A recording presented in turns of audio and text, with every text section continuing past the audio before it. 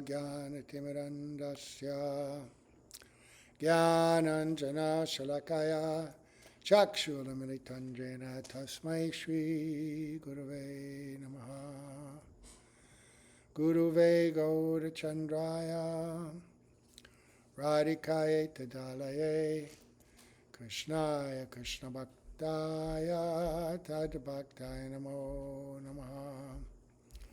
Yam Pravajantam Manupeta Apeta Krityam Advaitpayano Viraha Katara Ajuhava Putreti Tanmayataya Taravo Binedus Tam Savabhutam Hridayam Munimanatusmi. Narayanam Namaskritya Naram Chaiva Narottamam Devim Saraswatam Vyasam Tato Jayamudirayat Bhaktya Vihina Parara Lakshay Kiptastakamari Tarangamadye Kripa Maitvam Sharanam Prapanna Vrinde Namaste Charanarvindam Tove Vasmi Najivami Trayavina Iti Vigyaya Radhe Tvam Nayanam Charanandike Vancha Kalpatarubhascha Kripa Sindhubhya Evacha Patitanam Pavanebhyo Vaishnavebhyo Namo Namaha. So we are going to begin by offering our most humble obeisance under the lotus feet of our beloved Gurus. Unto Sri Guru Pada Padma Nityalila Pavishta Om Vishnupad Asto Tarasata Sri Srimad Abhaya Charanaravinda Bhaktivedanta Swami Prabhupada. And same heartfelt obeisance unto the lotus feet of Sri Guru Pada Padma Nityalila Pavishta Om Vishnupad Asto Tarasat Sri Srimad Bhaktivedanta Narayan Goswami Maharaj, under our exalted Rupanuga Guru Varga and all the assembled Vaishnavas and Vaishnavis. So yesterday we heard about the appearance of the Lord in baby form, but with all the signs of Lord Vishnu, right? And so Devaki and Vasudeva could understand, yes, the Supreme Lord has appeared before us, and we had a very enlightening discussion about the nature of prema. And now, even though they were Jnani Bhaktas, devotees with the awareness of the Bhagavata of the Lord, and they were appreciative, aware, and attracted to his Aishvarya qualities, and momentarily had nothing to fear, and they felt like that, but then Vatsalya, the mood of Vatsalya, came very strongly, especially into the heart of Devaki. And she began to pray, first glorifying him as the Lord, and why do we have anything to fear? But I do fear. And so please, hide yourself in some way. Take a human-like form so Kamsa won't recognize you as his mortal enemy who he was destined to kill. And then maybe we can make some arrangement and hide you or do something. It didn't make sense from a rational point of view, but it was the emotions of prema controlling her heart, and very beautiful. And then also Visvanath Cakravarti Thakura alluded to the difference between the prema of Devaki and the prema of Mother Yashoda. And that will be described a bit more when we hear further in this description. The last thing we heard was, why do Yashoda and Devaki have different types of prema? Although they were both Nitya Siddha devotees, eternal associates of Krishna, their difference in prema is also Nitya Siddha. He says there can be no further discussion on this at this point. Right? So now the Lord is going to reply to Devaki. Now there's a lot to discuss here. And later on in the midday, just before Arti at 12:30, I'm giving a short half-hour class to the devotees in Bangalore by the same method. And so everybody can come. We don't have that much to do. And then we'll have arti. And then in the evening, we'll also have further discussion. And then there's follow-up. There's so much that goes on after the birth of Krishna. Nanda Maharaj goes to Mathura, meets with Vasudeva, the name-giving ceremony. All of that is very important to understand the appearance of Krishna as Krishna in Vrindavan, and also his identity and appearance in his expansion as Vasudeva Krishna. And most people are not conversant with that, and Visvanath Cakravarti Thakur gives so much explanation. And in the evening also, I think we'll read about the birth of Sri Krishna from Gopal Champu, which is a very different kind of description, very, very wonderful, actually. So, now, what does the Lord respond to Devaki after all of her prayers? So, this is text 32. The Supreme Personality of Godhead replied, my dear mother, best of the chaste, in your previous birth in the Swayambhuva millennium, you were known as Prishni, and Vasudeva, who was the most pious Prajapati, was named Suttapa. Right? So these are expansions from Devaki and Vasudeva. This is described later. And so Visvanath Cakravarti Thakur expands that conversation, and the Lord says, Mother, not only in this birth, but in previous births, I have appeared in your womb. Why are you thinking yourself so fallen? Because she had so many expressions of humility, right? But that's the quality of a devotee. Right? If you don't feel like you're fallen, if you don't have feelings of humility, then you've got a ways to go. And you'll never be able to chant nicely. Right? Mahaprabhu gives that injunction very quickly in his 8 prayers, right? To not api sunichena, tarod api sahishnana. And we see in the character of our Srila Prabhupada how humble he was. So grand and magnificent in every way, but so naturally humble. No artifice about it. We sometimes express humility in a very artificial way. It's good to try to be humble. I mean, you practice, right? But real humility. So he says, this is who you were in your previous birth. The Lord goes on, both of you were ordered by Lord Brahma to create progeny. You first underwent severe austerities by controlling your senses. My dear father and mother, you endured rain, wind, strong sun, scorching heat, and severe cold, suffering all sorts of inconvenience according to different seasons.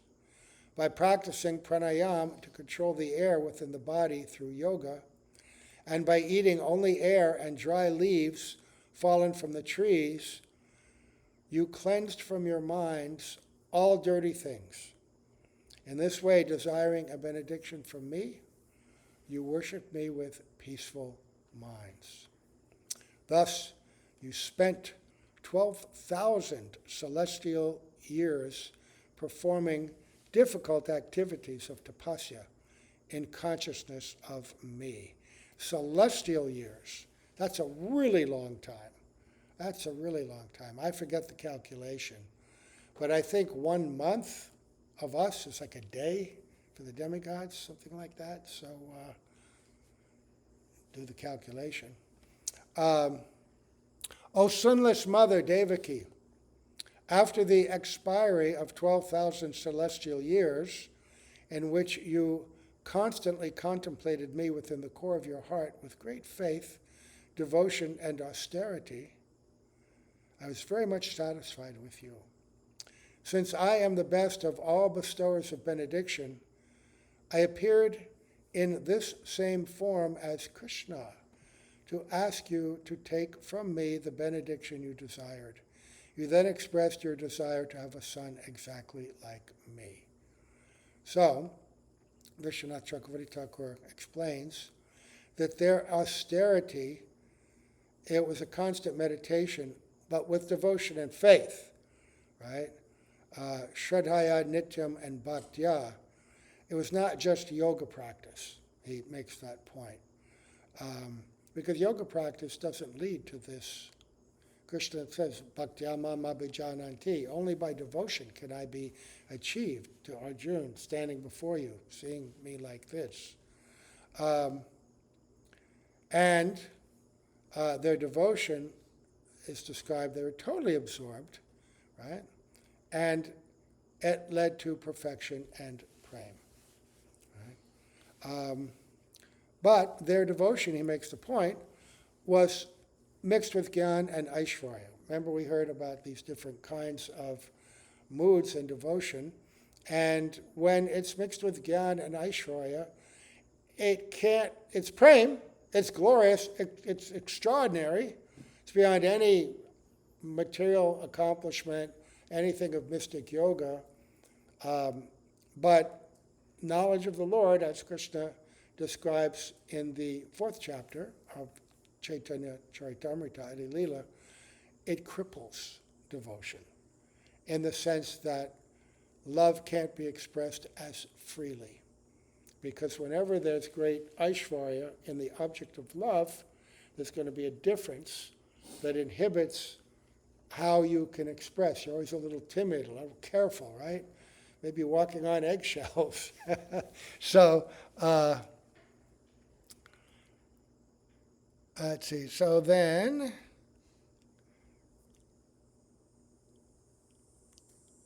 being husband and wife, but always sonless, you were attracted by sexual desires, for by the influence of Devamaya, transcendental love, you wanted to have me as your son. Therefore, you never desired to be liberated from this material world.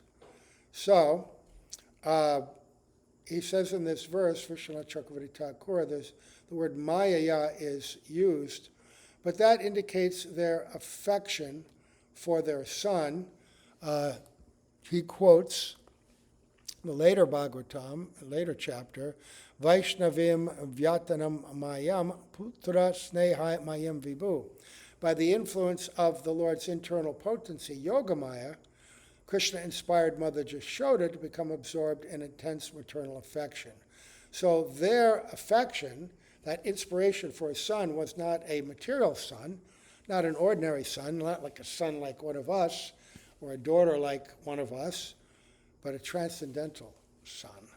All right? And more than that, after you received that benediction and I disappeared, you engaged yourselves in sex to have a son like me, and I fulfilled your desire. It's described elsewhere by Vaishnavas, Acharyas, that they did this austerity for so many years, and then when the Lord appeared, they said, I want a son like you, I want a son like you, we want a son like you. And the Lord said, well, you can't have a son like me, I'm unique, only I can be like me.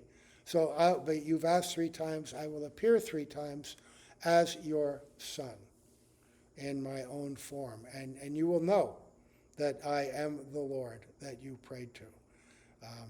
So they weren't praying for any mundane benediction, and they were completely purified of all material taint and contamination, but they didn't want liberation. They wanted to perfect their bhakti in a much higher way. And so they prayed like this: let us worship you as your mother and father. We want you as our son. So the Lord continues, since I found no one else as highly elevated as you in simplicity and other qualities of good character, I appeared in this world as Prishnigarbha, or one who is celebrated as having taken birth from Prishni, from you, mother. In the next millennium, I again appeared from the 2 of you, who appeared as my mother Aditi and my father Kashyap.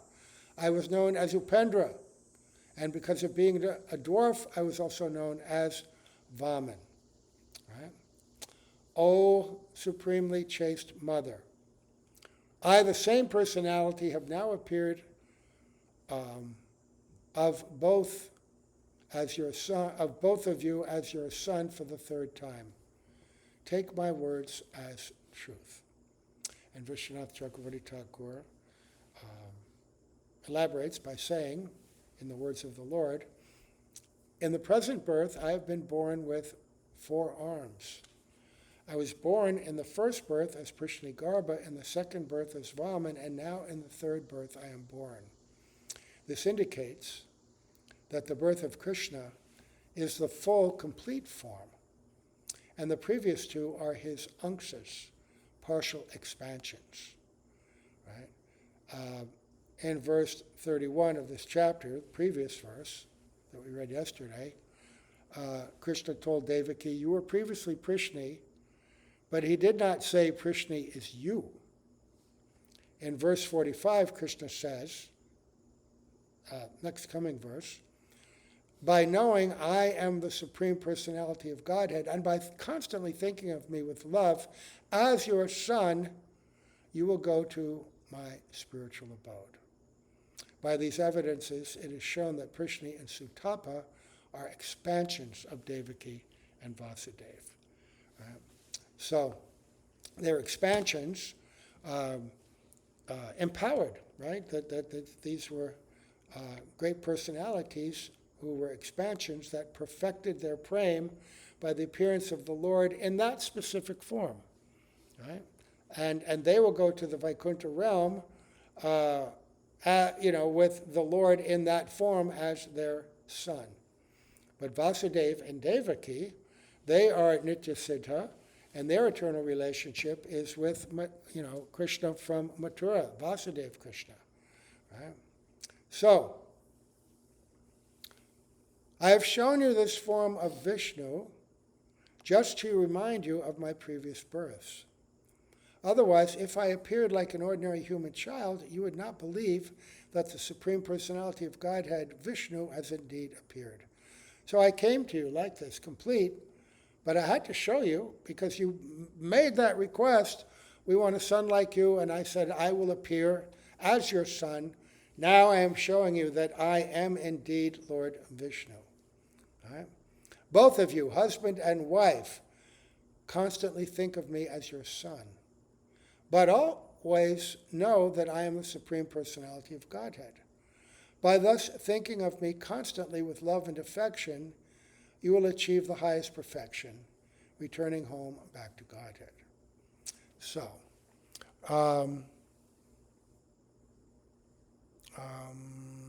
and so he explains, in his purports, Visvanath Cakravarti Thakur will oftentimes give varied opinions from different kinds of commentators and then adjust and reconcile them. And he says the actual meaning of this verse, however, is, I will now go to my most excellent eternal abode of Gokul. After 11 years, I will return to Mathura, and you will meet me at that time. But now I will be separated from you. So there's indication even here that the next part of the pastime is the Lord's desire to go to his original and complete abode. Right?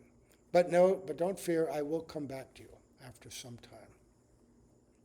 Shukadeva Goswami said, after thus instructing his father and mother, the Supreme Personality of Godhead Krishna remained silent.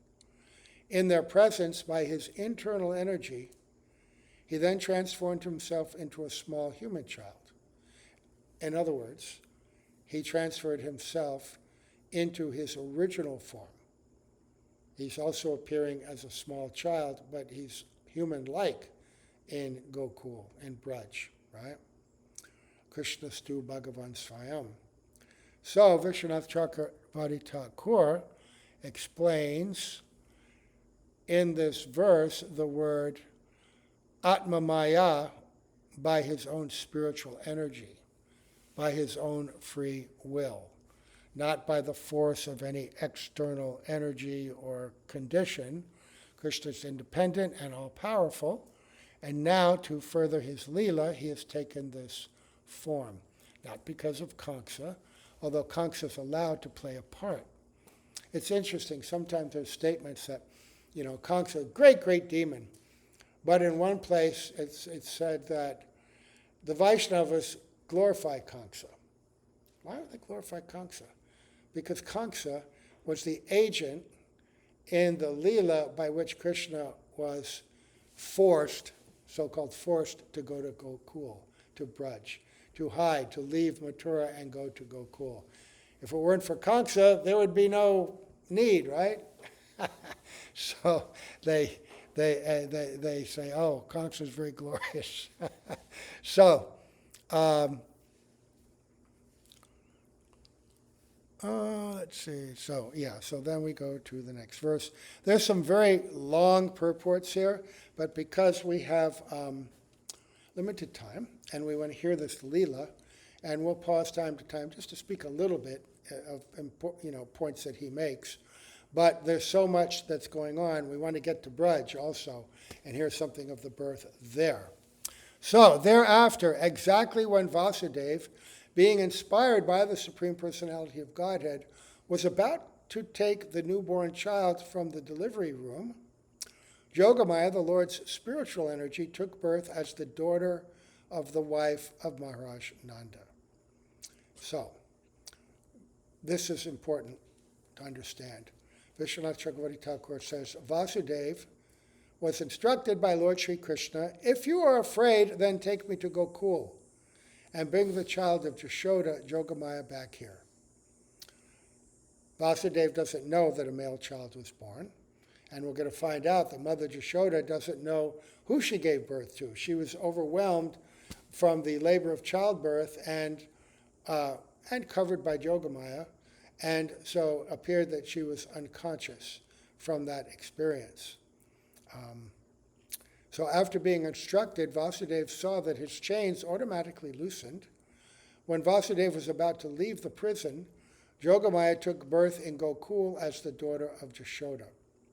The Harivamsa says that in the 8th month of pregnancy, before full term, Devaki and Jashoda gave birth at the same time to their children. But the Bhagavatam states that Jashoda gave birth after Devaki. Now, how do we correlate or reconcile these contradictory statements?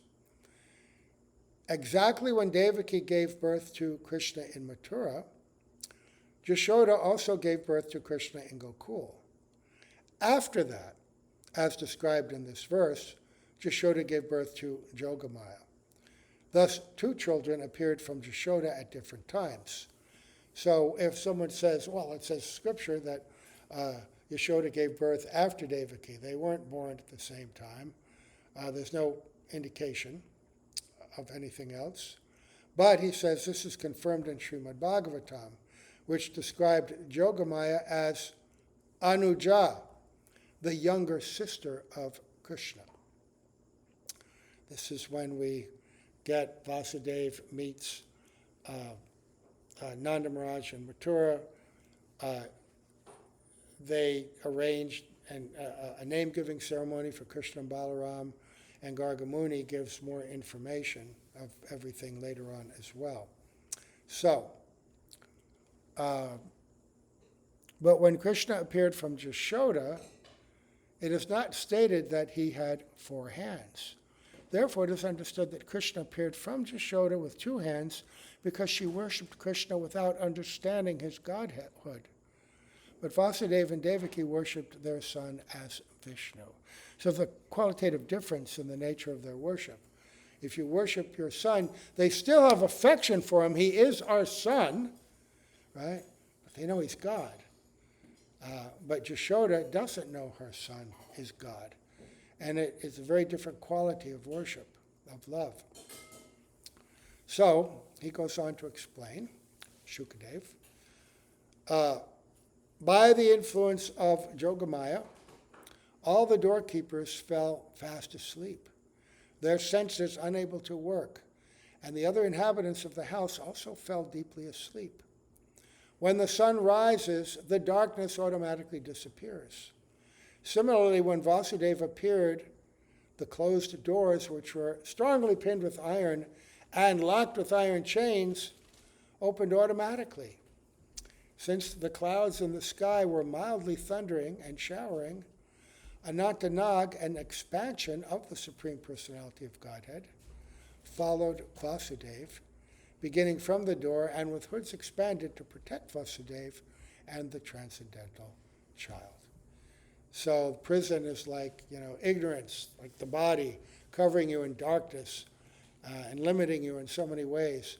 And so the child is born, the doors of the prison are open, the shackles on Vasudeva fell off, the guards who were in charge of keeping him in the prison all fell asleep, right? And then a very beautiful rumbling of the clouds took place. Rain was going, but the Lord sheltered his disciple, or his devotee, by his own expansion as Sheshanag, and followed him in the darkness like an umbrella, because he's always serving the Lord, right? He's serving the Lord, and because the devotee is serving the Lord, the devotee is also protected. And we should know that we have so many things that we're concerned about, right? We have so many needs, so many problems, but if we just take shelter of our service to the Lord, he's always with us, always giving us shelter, always protecting us. So if you ever have any problems, you ever have an anxiety, if you feel, I have this problem, that problem, whatever it may be, just come here, come into the temple, see the deity, take shelter of them, tell your problems to them. Say, I don't care about whatever problem I have, like Devaki. Let Kamsa beat me. I don't care, I just want you to be protected. So I know that I have to endure different kinds of problems, but just give me transcendental understanding. Give me a feeling of love and affection for you. Give me a sense of all I really want is pure service to your lotus feet. If I could have that, then everything else would be accomplished, right? So Vasudeva, being in that way, there are no impediments for him now, right? No impediments for Devaki. They're fully blissful, even though they're in an atrocious condition. And we can be too. So, because of constant rain sent by the demigod Indra, the river Jamuna was filled with deep water, foaming about with fiercely whirling waves. But, just as the great Indian Ocean had formerly given way to Lord Ramachandra by allowing him to construct a bridge, the river Jamuna gave way to Vasudeva and allowed him to cross. Right? So, it's like the Red Sea parted for Moses, right? When they were being chased.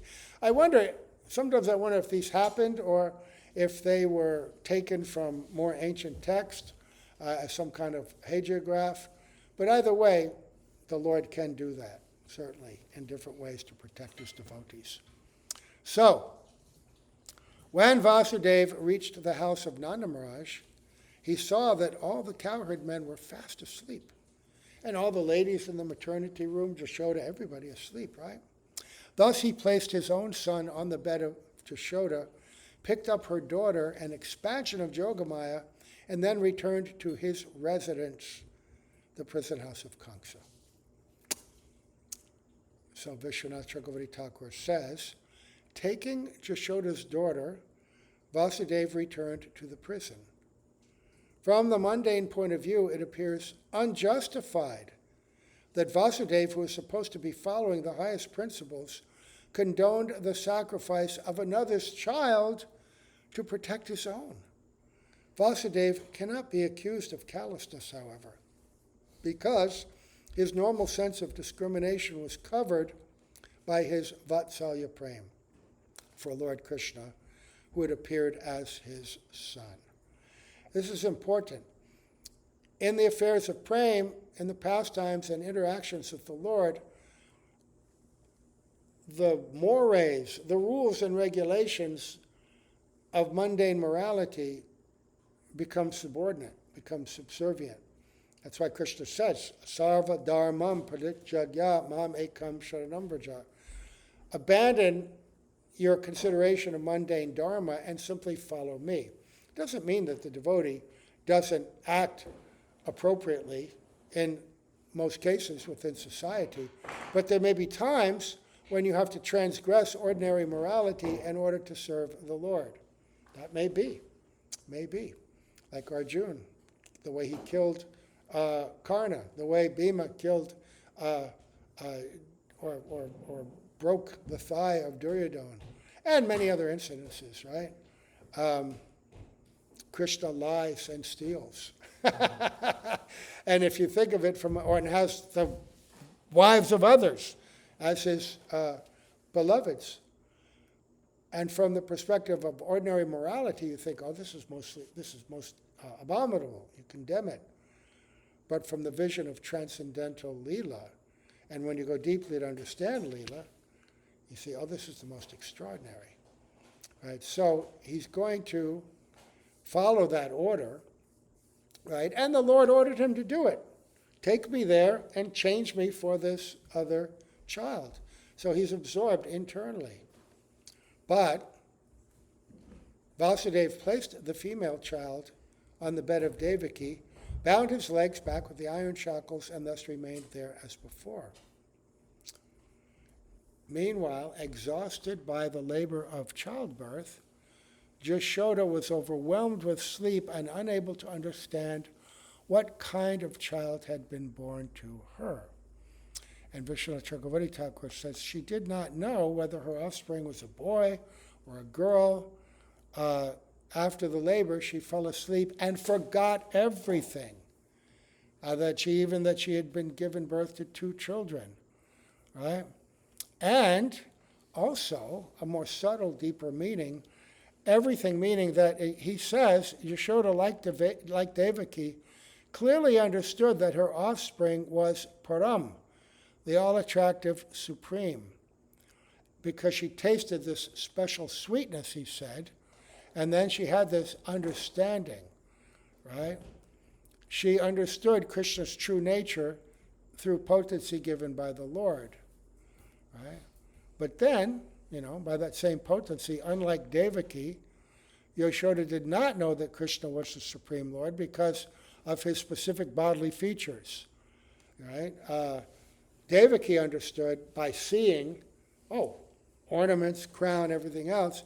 Yashoda understood, because he didn't have all those, by the internal realization given to her. But this is going to be temporary because she fell asleep, and the same Yoga Maya that gave her that understanding now covered her. And the fact that Krishna was also born to Jashoda is not very well known.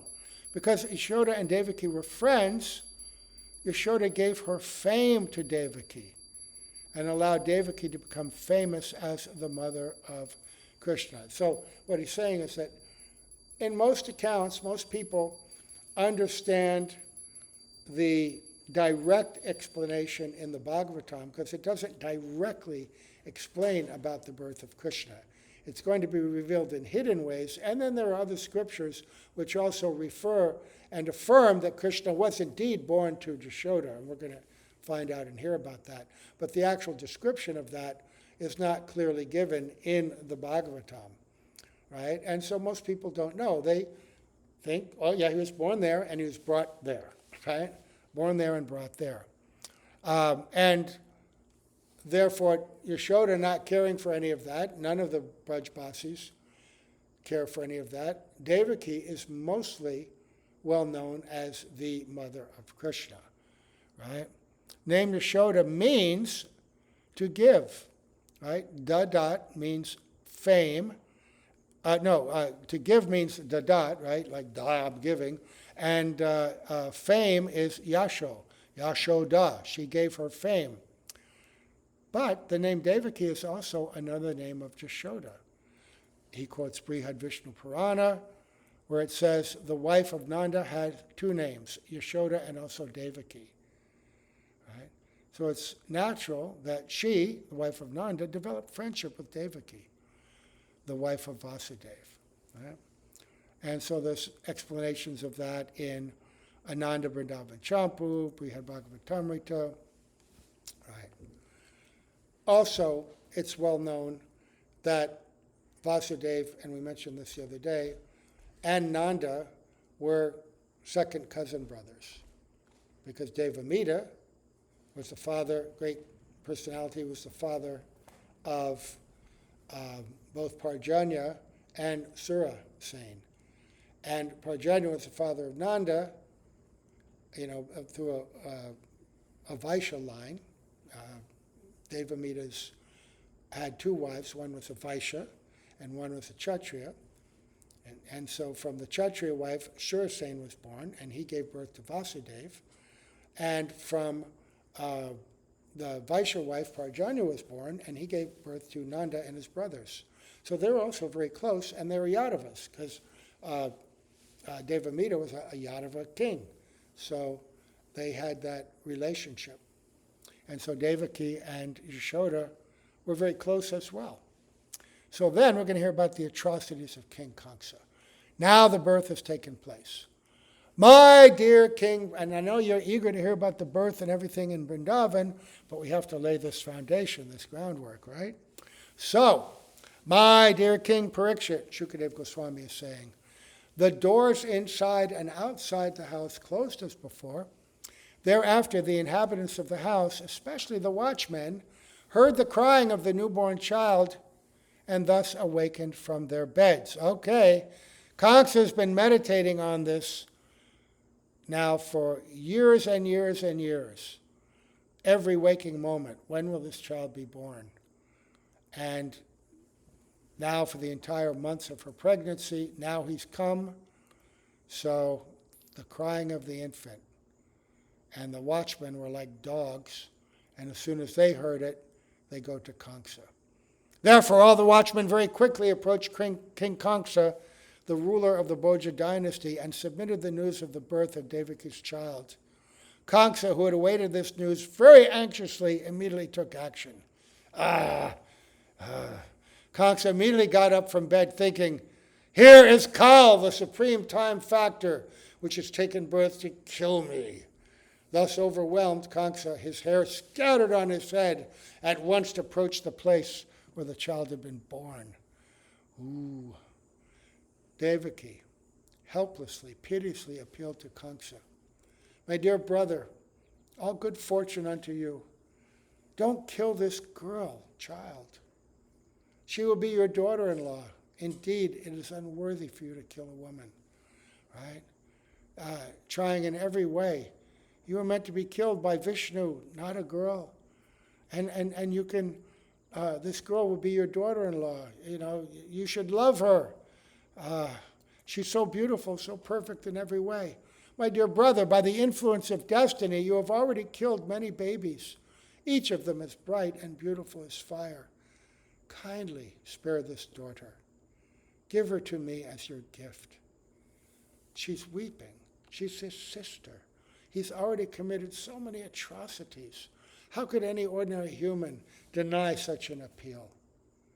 My lord, my brother, I am very poor, being bereft of all my children, but still I am your younger sister, and therefore it would be worthy of you to give me this last child as a gift. Shukadeva Goswami continued, saying, piteously embracing her daughter and crying, Devaki begged Kamsa for the child. What did he do?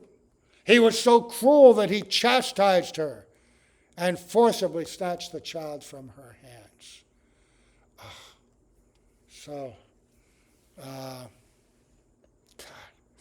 Having uprooted all relationships with his sister because of intense selfishness, Kamsa, who was sitting on his knees, grasped the newborn child by the legs and tried to dash her against the surface of a stone.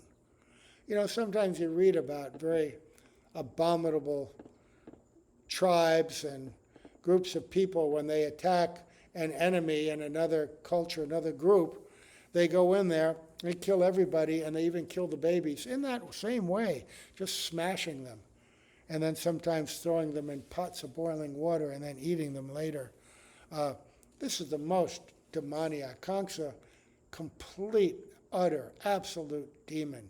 Psychopath, narcissist to the supreme degree, will do anything to protect himself and promote his own well-being. But of course, completely covered by ignorance, not realizing that his actions will just create the most greatest misfortune for himself.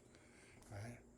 So, having uprooted all relationships with his sister because of intense selfishness, Kamsa, who was sitting on his knees, grasped the newborn child by the legs and tried to dash her against the surface of a stone.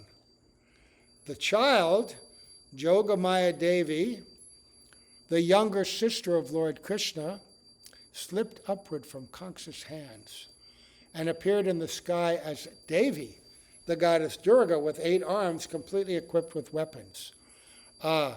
So she easily is Yogamaya, and her expansion is Mahamaya. She appears before Kamsa as Mahamaya because he worshipped that form of the goddess. That's his own worshipable Lord, and she put her foot on Kamsa's head and went up into the sky. And she's described here, the word used is Anuja, right? The younger sister of Krishna. So in a direct way, but slightly hidden, it's indicating Anuja of who? Oh, of Krishna, right? That Krishna was born previously, and then she was born a little bit later, right? Krishna was born at the same time as Krishna was born in the prison. Both his forms were born at the same time. So this goddess Durga was decorated with flower garlands, smeared with sandalwood pulp, and dressed with excellent garments and ornaments, made of valuable jewels, holding in her hands a bow, a trident, arrows, a shield, a sword, a conch shell, a disc, and a club, and being praised by celestial beings like Apsaras, Kinnaras, Urgas, Siddhas, Charanas, and Gandharvas, who worshipped her with all kinds of presentations. She spoke as follows.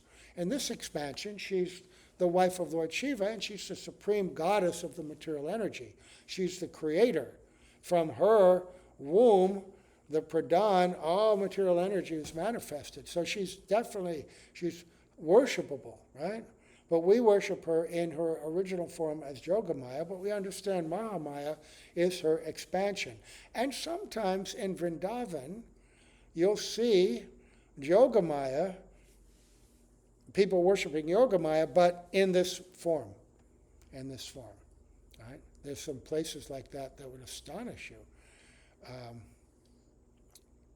I don't know if I should say it because I heard it secondhand, but I heard from one very dear godbrother, when we go to Kamyavan and then we go to the place of Gopinath, and there's a deity of Vrinda Devi there, and all you see is her red face covered by all kinds of cloth and everything. And when the Maharaj Singh, which I forget which Singh, was taking the deities out of Vrindavan to be protected from Aurangzeb and the Muslims, they stopped there, the last place they stopped, and they were prepared to go on, but Vrinda Devi didn't want to go any further. She said, I can't go any further. And said, I'll never leave Vrindavan. So she stayed there. But her form is always covered. And Chaitanya told me that one of his god sisters told him she was there when they unveiled her. And she was sitting on a tiger with the arms and everything like that. Vrinda, who is an expansion of Yogamaya, a special expansion for the Leela. So, very beautiful. So this form, now Kamsa is completely intimidated. Oh, Kamsa, you fool, what will be the use of killing me? The Supreme Personality of Godhead, who has been your enemy from the very beginning and who will certainly kill you, has already taken birth somewhere else. Therefore, do not unnecessarily kill other children, right? What can you gain from killing me? Even, you can't kill me anyway, but even if you tried, right? So, after speaking to Kamsa in this way, the goddess Durga, Yogamaya, appeared in different places as Varanasi, and she became celebrated by different names like Annapurna, Durga, Kali, Bhadra. Right? After hearing the words of the goddess Durga, Kamsa was struck with wonder. Thus he approached his sister Devaki and brother-in-law Vasudeva, released them immediately from their shackles, and very humbly spoke as follows. Now there's a long section here where Kamsa is going to speak to his sister and ask for her forgiveness. But he's going to do it in such a way. I'm just going to read a couple of verses and then jump to Vrindavan, because a lot of it's philosophical. A lot like what Hiranyakashipu preached to his relatives after his brother had been killed, right? Gyan. But he's trying to reconcile and explain to them not to be begrieved, right? Alas, my sister, alas, my brother-in-law, I am indeed so sinful that exactly like a Rakshasa, a man-eater who eats his own child, I have killed so many sons born of you. He's having some remorse, but what kind of remorse? Oh, now I realize I shouldn't have done it. I might get a reaction. You know, he can't have real remorse, such a person. But he is remorseful, but not for the reasons that a soft-hearted person would be remorseful. Being merciless and cruel, I have forsaken all my relatives and friends. Therefore, like a person who has killed a Brahmana, I don't know to which planet I shall go, either after death or while breathing. Yeah, it's all about him, right? Oh, now what will be my fate? Oh, I've done such a bad thing. Alas, not only human beings, but sometimes even providence lies. And I am so sinful that I believed the omen of providence and killed so many of my sister's children. How they tricked me, how dare they? You know? Oh, great souls, your children have suffered their own misfortune. Therefore, please do not lament for them. All living entities are under the control of the Supreme, and they cannot always live together. Don't be attached. Talk to a mother like that after killing all her children. And then he goes on to explain Gyan. Everything's changing, right? You know, it wasn't actually me that did it. It was eternal time that did it. And I'm just the instrument of time. And he goes on to explain about the bodily conception of life and so many different things. And then Kamsa leaves, and he goes back to meet with his ministers. And he's kind of remorseful. Yeah, I made a lot of mistakes here. What should I do now? And the ministers say, well, yeah, okay, you might have killed a few people unnecessarily. But remember, the demigods are still your enemies, in our opinion, and they should not be neglected. Therefore, to uproot them completely, engage us in fighting them, for we're ready to follow you, right? We should definitely, continue the fight. Let me see something here. I'll make sure I didn't miss anything.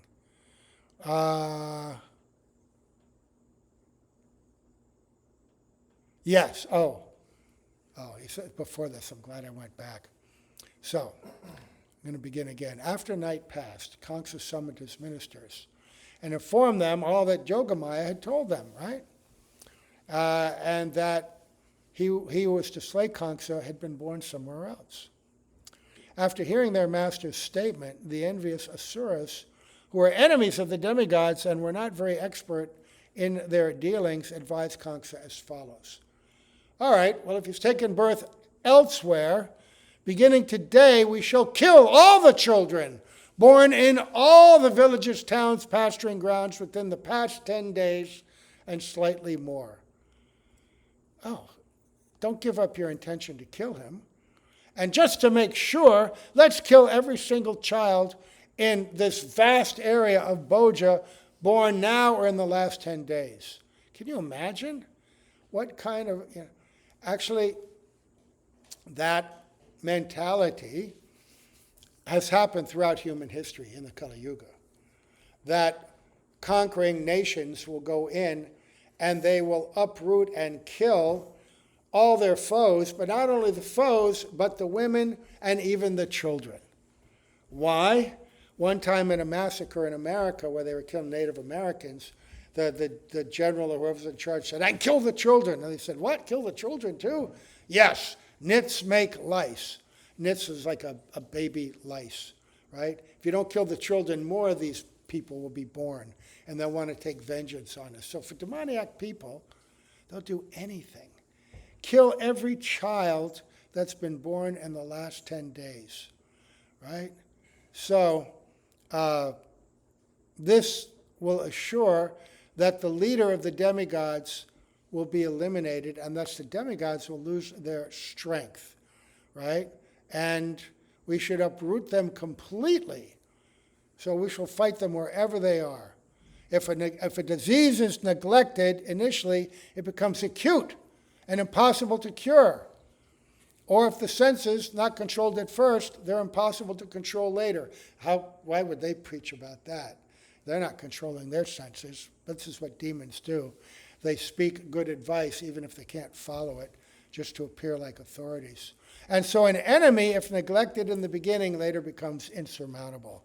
So the foundation of all demigods is Lord Vishnu, who lives and is worshipped wherever there are religious principles, traditional culture, the Vedas, cows, brahmanas, austerities, and sacrifices with proper remuneration. Right? So therefore, kill the Vedic brahmanas, the persons engaged in offering sacrifice and austerity, and the cows that supply milk. Kill the babies, kill the brahmanas, kill the cows. Who else killed the brahmanas? This is how you detect evil. You know, in India, with the invasion from the north, right? Those who said they were adherents of the teachings of Islam, it's estimated, probably underestimated, that they killed over 80 million people. They used to make piles of Brahmin threads and sometimes piles of ears of brahmanas to show how many that they've killed, to completely eradicate that culture. The brahmanas, the cows, Vedic knowledge, austerity, truthfulness, control of the mind and senses, faith, mercy, tolerance, and sacrifice. These are parts of Lord Vishnu, his body. And they're the paraphernalia for godly civilization. Uproot it, they're saying. Root and stem. Kill Vishnu, destroy all these qualities. Right? So in modern civilization, so-called civilization, actually modern culture has descended to the lowest level of humanity. Bhaktivinoda Thakur explains the evolution and development of humanity, and it begins with society that's organized without any dharma at all. No principles. Just savage. Then one step above that is moralistic atheism. Morality to promote only sense gratification, but no recognition or value given to God and godly principles. Then gradually theistic morality, that whereas morality is educated and informed by laws of religious principles. Dharmam hi sakshat bhagavat pranitam, right? So whether it be the Ten Commandments or whatever, that if you're following something coming from God, it's going to be a much greater civilization. And so when these religious principles are eroded and attacked, then society descends even lower into atheistic moralism. But when there's no theistic influence, even the morality of the atheist will not be enforced, because if you don't have some higher understanding of why you should be moral, you're just going to do whatever you want to do immediately for your sense gratification. So now we see so-called civilization is descending into horribly abominable actions, where great personalities, by material estimation, so-called political leaders and societal leaders and cultural leaders, they do the most abominable things, murdering children in the womb, millions upon millions a year, disfiguring children, just for their own gratification, playing with them, experimenting on their bodies in whatever way they want, killing children, drinking their blood. They'd say, oh, this is some crazy conspiracy theory. Society's descending to the level of Kamsa and his followers, right? And they're doing it by attacking religion. So we have to be very strong and take the only weapon we have, which is what? What is the weapon of the Kali Yuga, the Yuga Dharma, Harinam? So, having considered the instructions of his bad ministers, Kamsa, who was bound by the laws of Yamaraj and devoid of good intelligence because he was a demon, decided to persecute the saintly persons, the Brahmanas, as the only way to achieve his good fortune. And so, these demons who were expert at persecuting others, these followers of Kamsa, and especially the Vaishnavas they persecuted, they could assume so many different forms. And so-called, the demons of the modern age also assume different forms. As your benevolent well-wisher, as your politician promising you prosperity and happiness, but constantly lying and enriching themselves at your expense. And they would go everywhere and anywhere, and Kamsa goes back to his palace. Okay, maybe something will be done. Surcharged with passion and ignorance, and not knowing what was good or bad for them, the Asuras, for whom impending death was waiting, began the persecution of saintly persons. My dear king, when a man persecutes great souls, all his benedictions of longevity, beauty, fame, religion, blessings, and promotion to higher planets will be destroyed. Yes. Ayu Shriyam Ajasho Dharmam Lokan Aishisha Evacha Hanti Shreyangsi Sarvani Punkso Mahad Atikrama. Don't persecute great souls. And in our own culture, we live amongst great souls. Anyone who's taken to bhakti on any level has now become a Vaishnava. They may not have so much Vaishnavata. The Vaishnava qualities come in different degrees. There's Vaishnava, there's Vaishnavatara, and there's Vaishnavatama, topmost. But anyone who's taken up Vaishnavism to any degree should be respected and honored, and don't offend them. Because when you do that, you diminish your own qualities as well.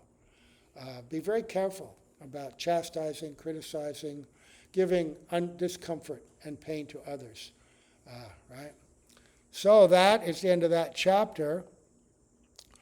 Now it's the birth of Lord Krishna in Braj. Now, ordinarily, we stop by this time, but this is the appearance day of Sri Krishna. It's a day filled with Harikatha, a day filled with chanting and doing seva, of course. We have a lot of seva to do, but we have to read this. At 11:30, I'm going to give a different kind of class. So we have to read this Bhagavatam chapter because it's got very important points to it. If you want to stand up for a second for your legs, if you're sitting for a while, and you want to stretch your knees or something's fallen asleep like me, you can do that. But I'm going to read this, and it'll take another 15 or 20 minutes. But this is where all the esoteric revelations about Krishna's identity in Vrindavan and how it's revealed as he is Swayam Bhagavan and all the little secrets about it. So, here we go. Oops, that's going to look funny on the recording. Yes? What is the plan for the day? You said 11:30 lecture and then nighttime. What's that? Can you enlighten us on the schedule of the day, or it hasn't been decided? The What- schedule of the day? Can you Yeah, enlighten us? we've been saying that. 11:30 we're going to have, 12:30 we're going to have a class, and then we're going to have Artik. And then after that, we've got all different things to do, cutting, chopping, cooking. We don't have any flowers, but Malini said that she'll pick up flowers and come here in the, maybe 5:30 or so, and then make garlands for all the deities. The program in the evening starts at 7. So I'm doing usual 7 o'clock Arti and. Yes. offering? 7 Artik, yes. But we And won't be then just putting the 7:30? deities to rest at 9. And for everybody, the program starts at Yeah. 7 and then we go till nighttime. Yes, yes, exactly that. Okay, so let us carry on. Where was I? What time is Abhishek? Abhishek will probably be at start at about 11:15, so that it ends just before 12, and we can quickly judge the deities and have Artik at midnight, and then serve Prasad. Because I've seen Gurudev in Mathura try to get that done starting at 12, because there's so much to do.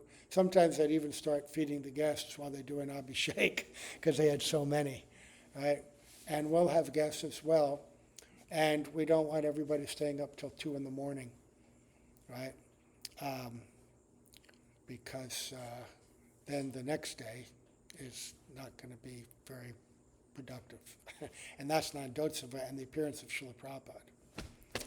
So, chapter 5, the meeting of Nanda Maharaj and Vasudev. Shukadeva Goswami said, Nanda Maharaj was naturally very magnanimous. And when Lord Krishna appeared as his son, he was overwhelmed by jubilation. You know what I'm going to do here? I'm going to stop this recording. And anybody who's listening to this, wait, it's too late to tell them that. Any rate, you could stop it from there, go back whenever I was doing all that other stuff, schedule and all, and I'll do a fresh recording of this shorter. Okay.